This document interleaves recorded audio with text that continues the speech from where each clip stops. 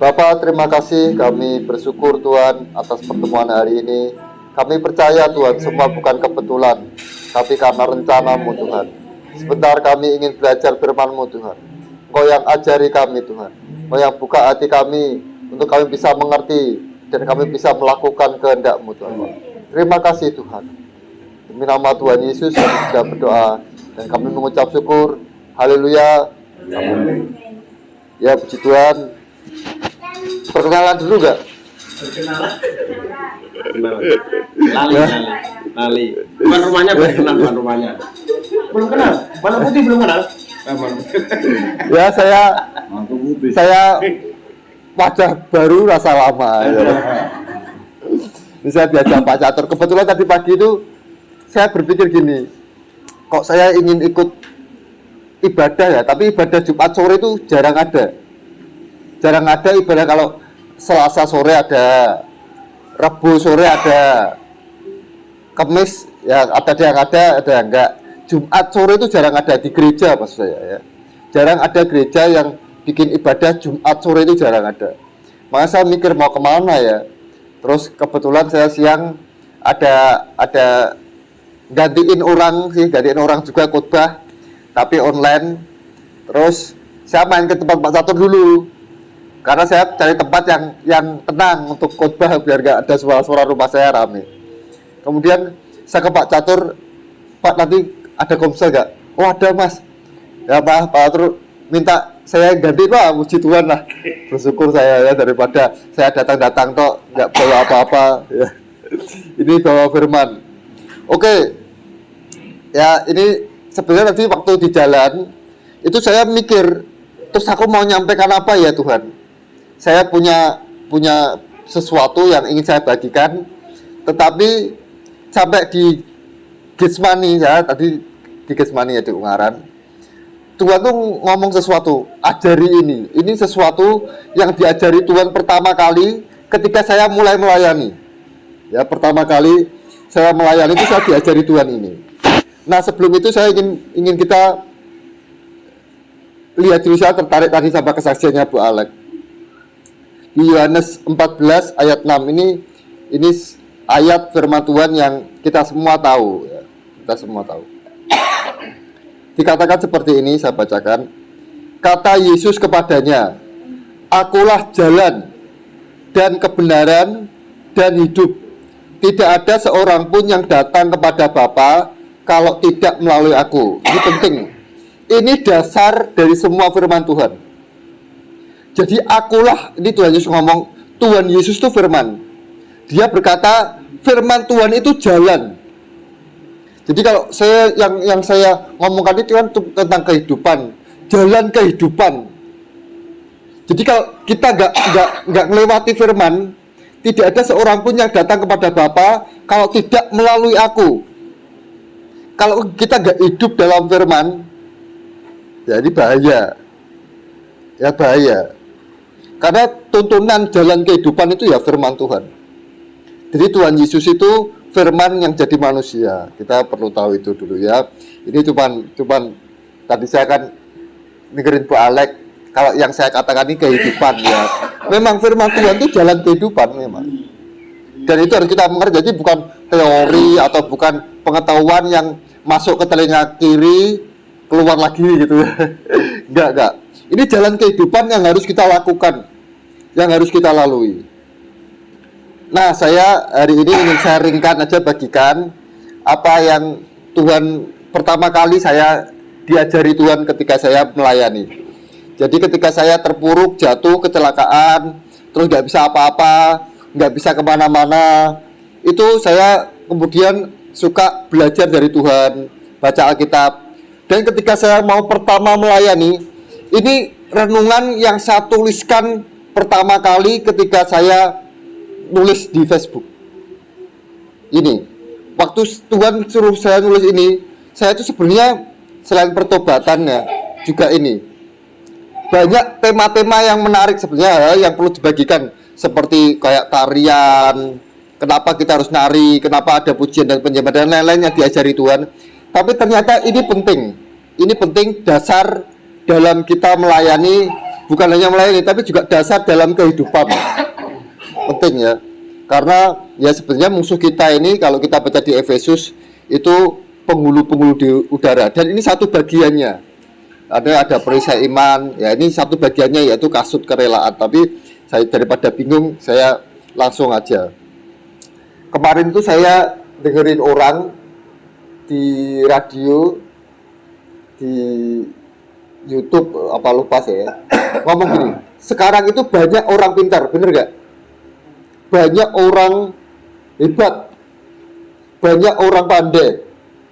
Tetapi apa yang bisa membuat kita berbeda dari orang-orang yang pintar itu?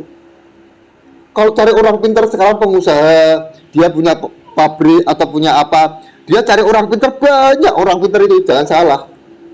Sekarang itu banyak orang pintar. Zaman dulu mungkin lulusan SMA itu banyak ya. Sekarang lebih banyak lagi yang S1. Hampir semua anak sekarang lulus SMA kuliah. Zaman dulu mungkin kuliah hanya satu orang gitu. Jadi sekarang itu banyak orang pintar, tapi ada hal yang bisa membedakan kita di atas tingkatan orang-orang pintar ini, di atas tingkatan orang lain, yaitu tulus. Nggak banyak orang tulus. Terus saya sebenarnya ini yang diajarkan Tuhan. Lalu tulus itu apa? Kadang orang bilang tulus itu apa gitu kan, nggak tahu. Tulus itu artinya apa? Terus apa yang harus dilakukan untuk tulus? Jadi bukan ya sebuah kata yang nggak bermakna. Tulus artinya apa? Terus melakukannya gimana? Ya coba kita baca dulu di 2 Samuel 19 ayat 32 sampai 35. 2 Samuel 19 ayat 32 sampai 35. 19 ayat 32 sampai 35. Saya bacakan aja ya, nggak apa-apa ya. Yang nggak bawa Alkitab boleh nyimak aja. Ini sebuah kisah tentang Raja Daud. Jadi Raja Daud itu pernah dia diserang oleh anaknya Absalom, kemudian dia terpaksa melarikan diri nih. Daud keluar dari istananya, dia lari keluar, jadi nggak punya kekuasaan, nggak punya apa-apa. Sampai ketika dia lari, itu dia dihina orang loh, dihina oleh Simei, mau dilempari batu juga. Tetapi ada orang yang namanya Barzilai, ini saya bacakan. Barzilai itu sudah sangat tua, 80 tahun umurnya. Ia menyediakan makanan bagi raja selama ia tinggal di Mahanaim, sebab ia seorang yang sangat kaya. Berkatalah raja kepada Barzilai, ikutlah aku akan memelihara engkau di tempatku di Yerusalem. Tetapi Barzilai menjawab, raja, berapa tahun lagikah aku hidup sehingga aku harus pergi bersama-sama dengan raja ke Yerusalem? Sekarang ini aku telah berumur 80 tahun. Masakan aku masih dapat membedakan antara yang baik dan yang tidak baik? Atau masih dapatkah hambamu ini merasai apa yang hamba makan atau apa yang hamba minum? Atau masih dapatkah aku mendengarkan suara penyanyi laki-laki dan penyanyi perempuan? Apa gunanya hambamu ini lagi menjadi beban bagi tuanku raja? Nah, ketika Daud lari, dia tuh dipelihara oleh Barzilai ini, melihara buronan yang nggak punya harapan, yang nggak punya apa-apa. Ini nggak semua orang mau loh. Kalau orang pada saat naik, kita dekat biasa ya.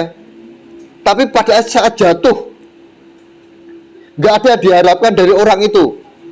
Kita mau nggak baik sama orang itu. Ini nggak gampang. Sampai kemudian ternyata oleh Tuhan, Daud ini dibuat menang lagi lawan Absalom, dan dia bisa kembali ke istananya. Nah, waktu dia kembali ke istananya, dia ngajak Barzilai ini, ayo ikut saja ke istana aku ke Yerusalem. Nanti di sana kamu bisa saya pelihara, makan enak, ada di istana itu ada penyanyi-penyanyi itu. Sukacita lah. Tapi Barzilai mengatakan gini, buat apa aku ikut, aku sudah tua kok. Apa yang kita pelajari dari Barzilai ini? Barzilai ini orang yang tulus, Orang yang tulus itu orang yang tidak mengharapkan imbalan apapun. Entah itu pujian, entah itu berupa apa, dia nggak mau. Dia nolong Daud karena dia tulus. Ya ada saya ini sebenarnya ini penting buat keluarga juga ya. Suami sama istri itu harus tulus.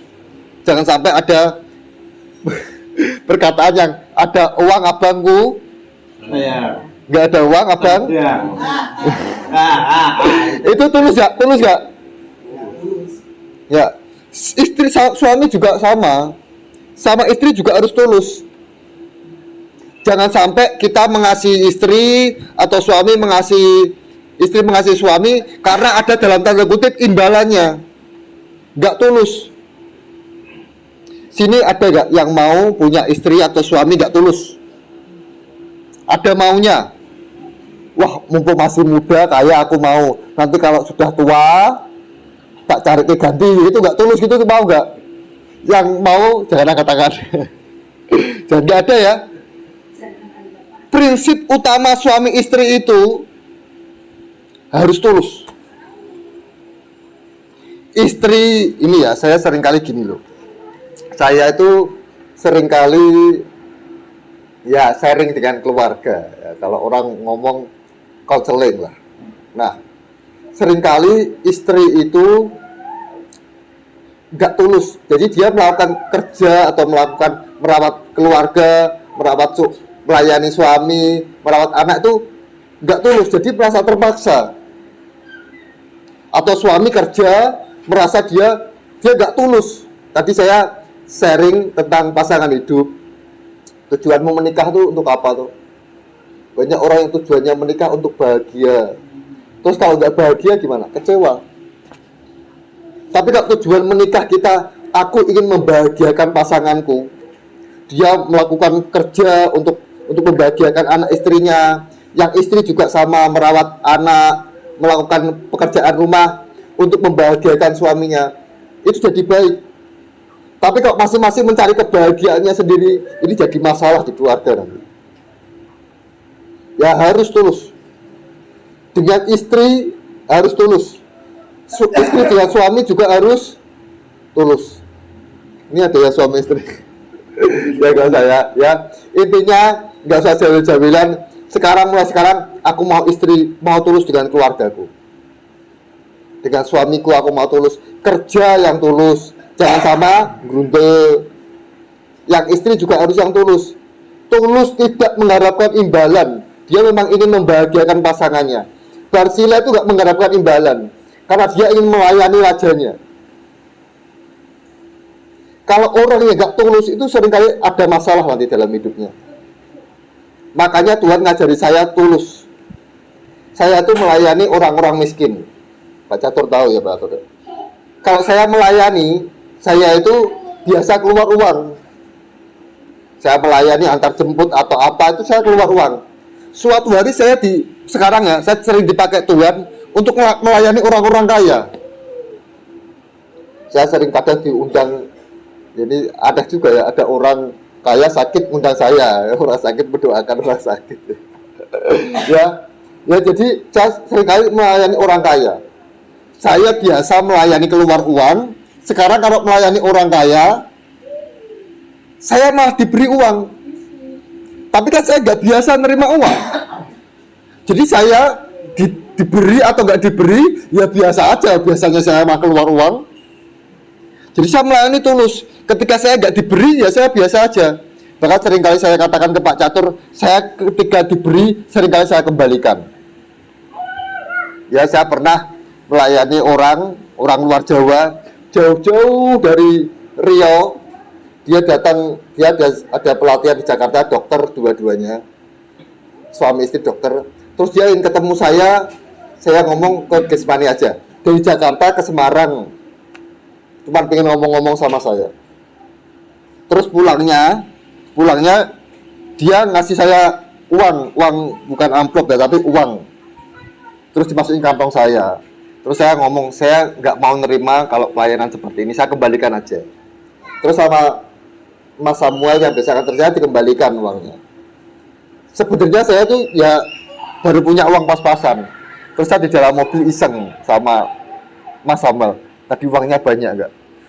Mas Samuel bilang gini, wah ya banyak mas.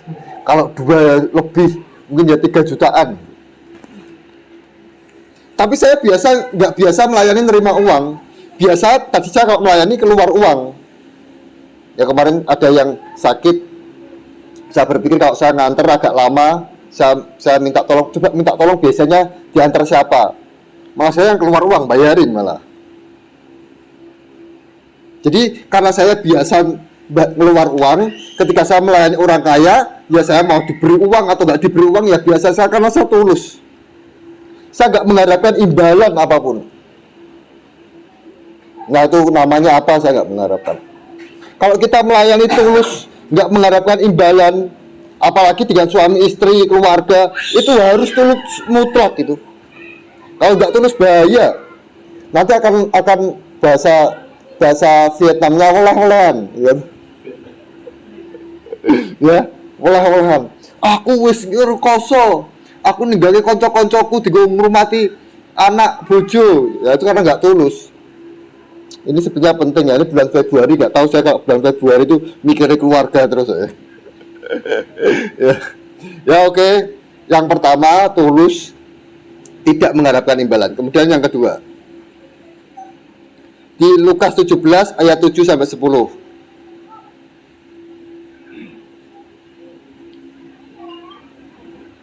Lukas 17 ayat 7 sampai 10 saya bacakan ya.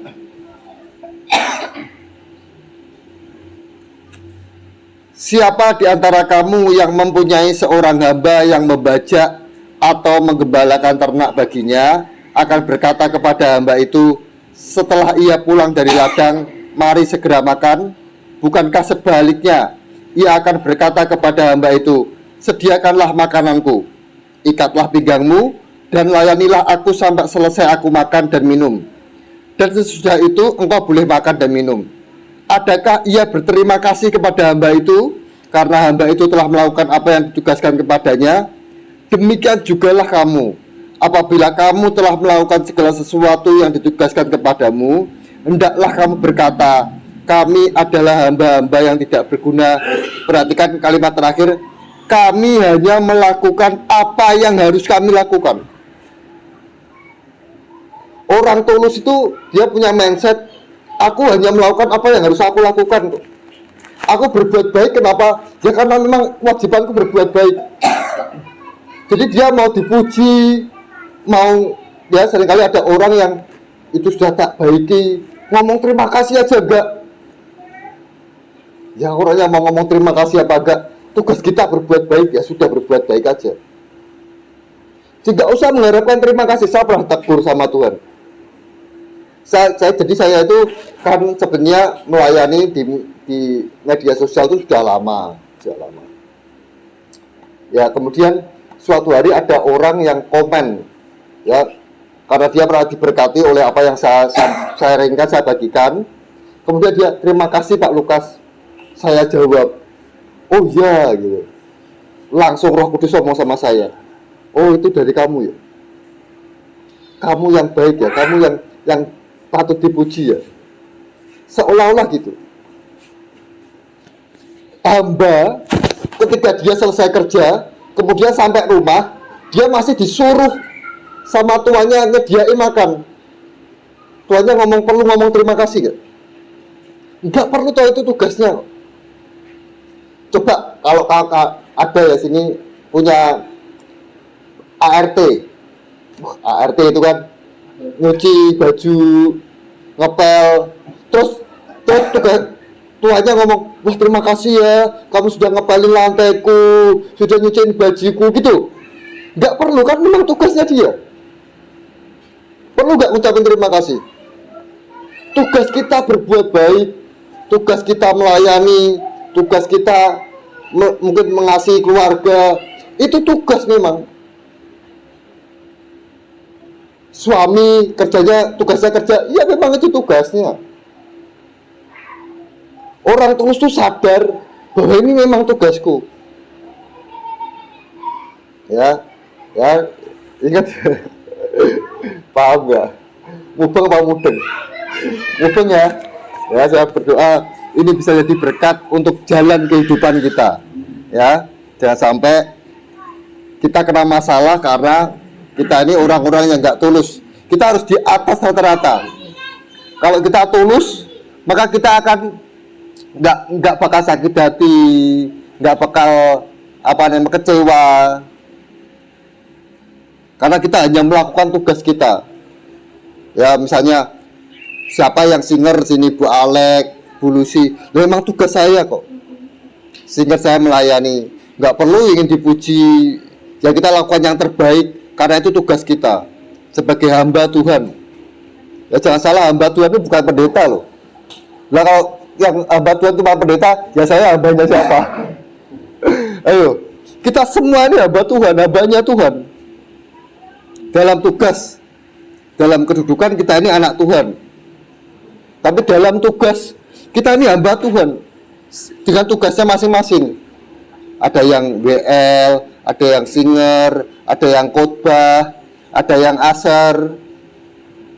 Ya, kita jadi kalau ada orang ini hamba Tuhan, saya juga hamba Tuhan sama.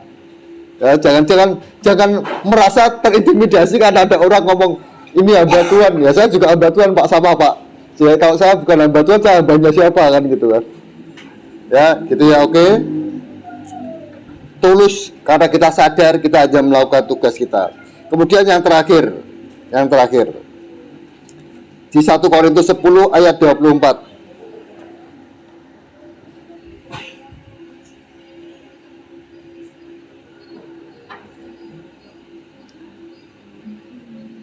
Sudah, saya bacakan ya. Jangan seorang pun yang mencari keuntungannya sendiri, tetapi hendaklah tiap-tiap orang mencari keuntungan orang lain. Aku untungnya apa ya? Aku melayani ini untungnya apa ya? Aku nolong kamu untungnya apa ya? Itu salah. Tapi bagaimana kita bisa menyenangkan orang itu merasa untung. Saya antar jemput untungnya apa? Tapi saya senang ketika saya mencari keuntungan orang lain. Orang itu senang, orang itu untung. Sebenarnya bahagia itu gampang. Orang yang nggak bisa bahagia itu orang yang suka mikir aku, dan aku, itu sulit bahagia. Karena aku itu nggak pernah ada habisnya. Manusia itu kalau menuruti kurang terus, betul gak? Tapi bagaimana kita bisa menabur, menjadi saluran berkat, mencari keuntungan untuk orang lain. Orang yang seperti itu dia akan mudah bahagia. Jadi kalau kita sulit bahagia, coba koreksi deh. Selama ini siapa yang kita pikirkan?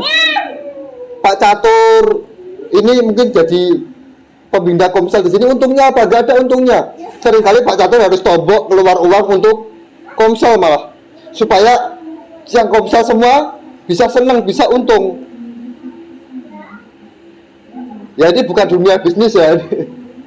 Kalau bisnis ya kita memang dagang harus untung. Tapi kalau pelayanan jangan cari untung. Bagaimana kita bisa jadi berkat, malah mikirnya seperti itu.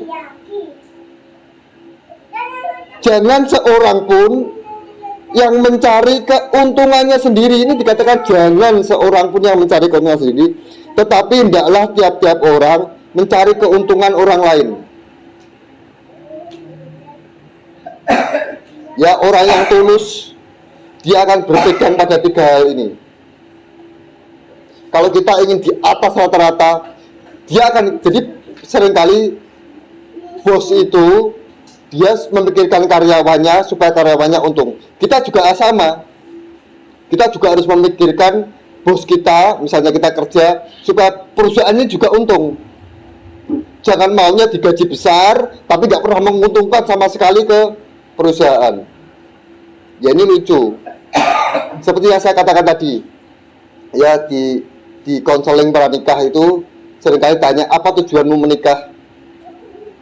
Kalau hanya untuk diri kita sendiri, ya ini susah. Tapi kalau untuk membahagiakan keluargaku, untuk membahagiakan pasanganku, ya itu benar. Karena kalau untuk diri kita sendiri, ketika tidak bisa bahagia, dia akan nyalahkan suaminya, akan nyalahkan istrinya, akan nyalahkan keadaan. Ya ini sharing saja.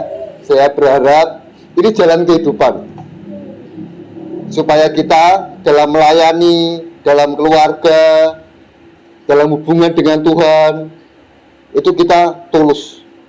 Tuhan ngajari kita untuk tulus, ya, tulus seperti merpati.